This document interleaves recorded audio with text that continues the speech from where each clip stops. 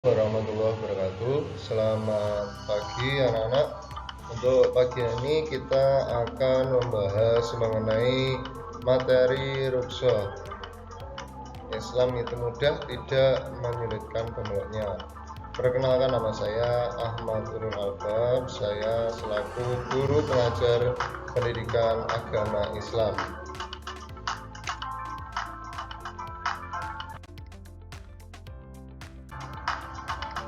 Pengertian daripada ruqsah itu terbagi menjadi dua. Secara bahasa, ruqsah adalah keringanan atau kelonggaran. Secara istilah adalah perubahan hukum dari hukum asal wajib, dan di sini diberikan kemudahan hukum sebab tujuan untuk memberikan kemudahan dan keringanan. Ruqsah dapat memberi pengecualian atau membolehkan prinsip umum disebabkan keterpaksaan darurat dan kebutuhan, misal makan bangkai karena kelaparan atau melakukan sholat secara dijama atau tidak berpuasa bagi yang hamil, dan juga haji bisa membayar dam serta zakat itu bisa dibayarkan bagi orang-orang yang mampu saja.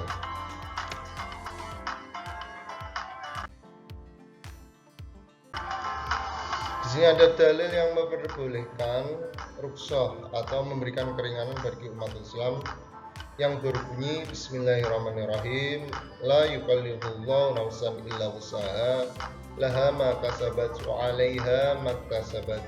Surat Al-Baqarah ayat 286. Allah tidak membebani seorang melainkan sesuai dengan kesanggupannya. Dia mendapat pahala dari kebajikan yang dikerjakan, dan dia mendapat siksa dari kejahatan yang diperbuat.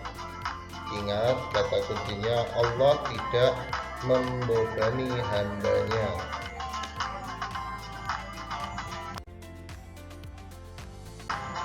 Di sini termasuk contoh ruqsah. Diperbolehkan memakan bangkai untuk menjaga jiwa. Jadi apabila di suatu alam bebas atau di hutan tidak ada makanan satu apapun yang kita makan, maka di situ terdapat bangkai binatang, walaupun itu bangkai binatang yang haram. Kalau sudah terpaksa, kalau tidak memakan akan mati, maka diperbolehkan untuk memakannya, tetapi dengan ketentuan hanya sekedar menjaga jiwa agar tetap hidup.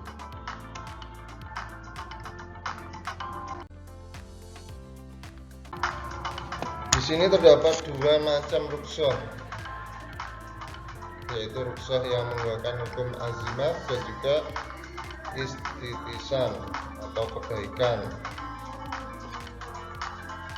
Azimah adalah hukum umum yang disyariatkan secara mendasar untuk menjadi aturan umum bagi setiap mukallaf, pihak yang dibebani hukum syariat di semua kondisi.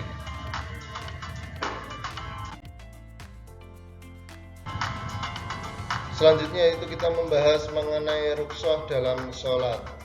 Di situ terdapat beberapa gambar, yaitu ruqsah untuk orang yang musafir atau bepergian.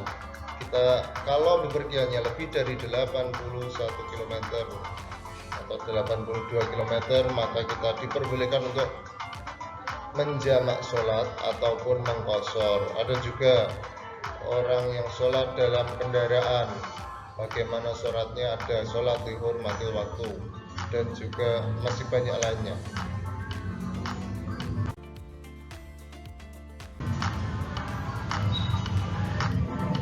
Ini adalah contoh atau kriteria yang harus ditempuh ketika kita melakukan sholat jamak qashar, yaitu minimal perjalanan 81 km.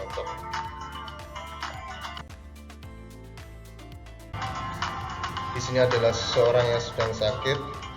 Dicontohkan juga ketika kita sedang sakit, maka kita boleh sholat dalam keadaan duduk.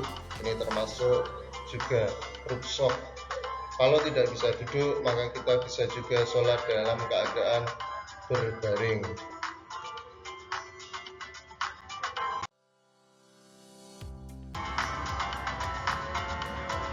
Dalil rukhsah sholat yaitu wa idza darabtum fil ardi falaisa 'alaikum junahun an tansuru an taqsuru minas sholat in khiftum ayyaftinakumul ladzina kafaru innal kafirina kanu lakum aduwwum mubina.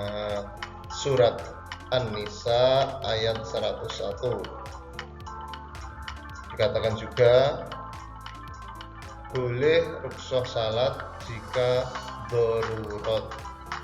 Intinya seperti itu, kata kuncinya adalah boleh rukhsah salat jika darurat.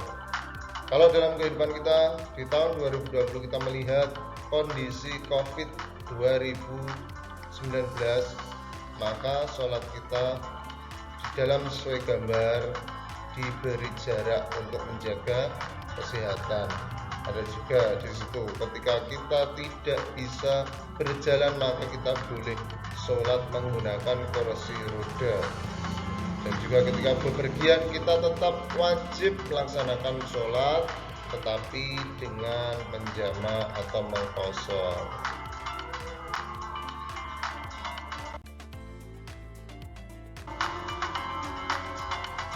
Rasulullah pernah sholat jamaah sesuai dengan hadis dari Bukhari Muslim, hadis dari Imam Muslim yang mengatakan an Anas radhiyallahu an qala kana Nabi sallallahu alaihi wasallam idza arada ay yajma'a baina sholataini fi safari akhara dhuhra hatta yadkhulu awal waqtil asri thumma yajma'a bainahuma. Apabila Nabi Muhammad akan menjamak dua sholat dalam perjalanan, beliau mengakhirkan sholat zuhur hingga awal waktu asar, kemudian beliau menjamak antara keduanya.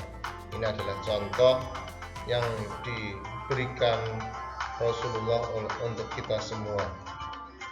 Jadi ketika kita sholat, maka kita boleh menjamaknya dengan cara kalau zuhur dan akhir itu contoh dari beliau itu dijamak di akhir atau jamak takhir.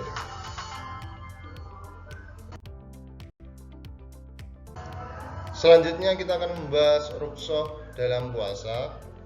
Di situ terdapat gambar-gambar rukhsah dalam puasa, yaitu ada seorang yang hamil, ada juga bayi dan ibunya, maka dikatakan orang yang menyusui.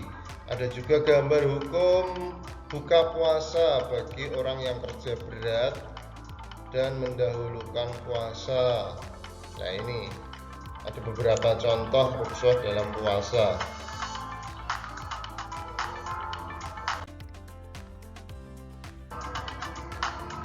Puasa adalah salah satu ibadah untuk mencapai ketakwaan. Setiap pahala dilipat gandakan, terutama di bulan Ramadan.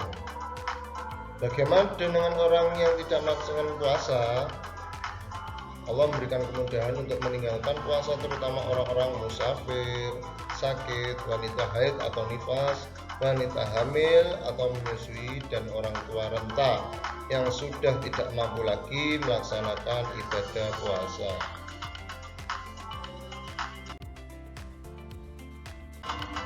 Di sini pertama yang mendapat rukhsah yaitu orang sakit. Sakit dalam kategori memang sakitnya adalah sakit yang parah, maka boleh tidak berpuasa.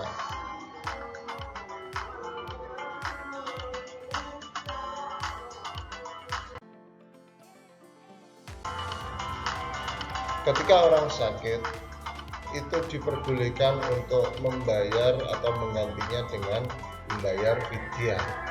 Itu tertulis dalam surat Al-Baqarah ayat 174.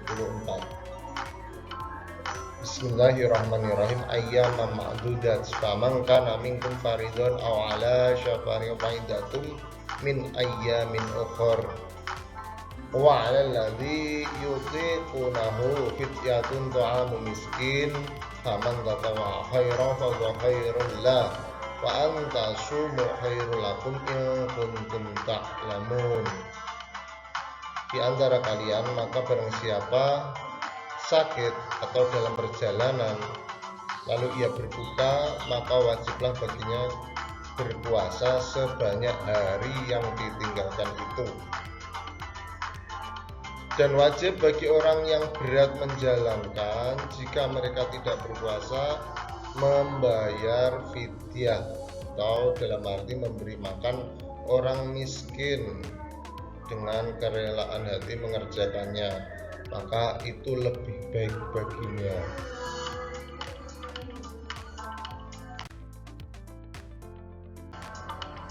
Yang kedua, orang yang sedang musafir atau bepergian boleh dikatakan apabila dalam waktu yang lama atau minimal perjalanannya menempuh jarak 81 km, maka diperbolehkan tidak puasa.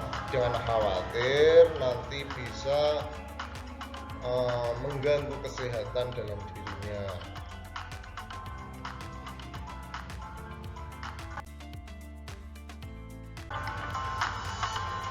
Dan juga selanjutnya ada wanita haid atau nifas.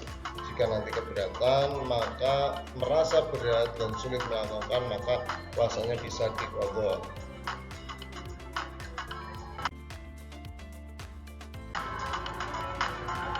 Selanjutnya itu wanita hamil atau menyusui. Kenapa diperbolehkan tidak puasa? Karena nanti bisa ditakutkan orang yang menyusui membuat bayinya menjadi tidak terurus atau kurus. Lansia, ketika orang lansia dan tidak kuat berpuasa, maka wajib membayar fidyah berupa beras mentah atau sejenisnya, beratnya yaitu 1 mud atau 0,75 liter.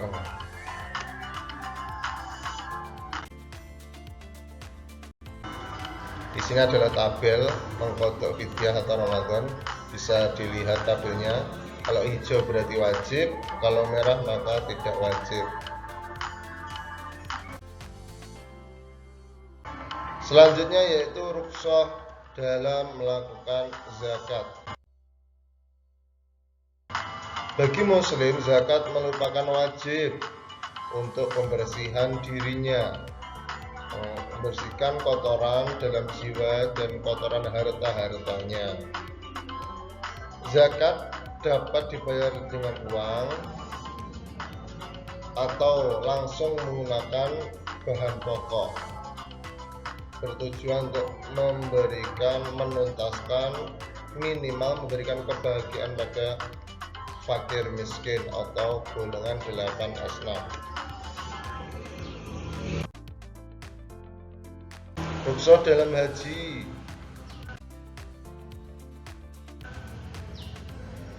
Haji dilakukan hanya seumur hidup dan dilakukan bagi orang yang mampu. Pelaksanaan haji boleh ditunda meski sudah mampu, karena misal terjadi suatu wabah. Haji terdiri dari 3 macam, yaitu haji tamattu, qiran, dan ifrad. Pelaksanaan ibadah haji dikerjakan oleh orang lain. Pembayaran dam boleh diganti dengan puasa, dan perjalanan haji juga dilakukan bermalam di Mina. Bagi mereka yang tidak mampu melaksanakan rukun-rukun haji, maka bisa dilakukan dengan mewakilkan ataupun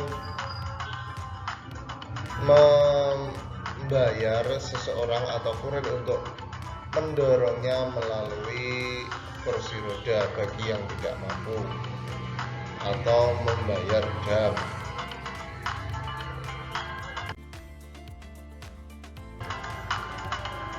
Di sini ada alasan-alasan diperbolehkan rukhsahnya dan juga hikmah daripada rukhsah tersebut.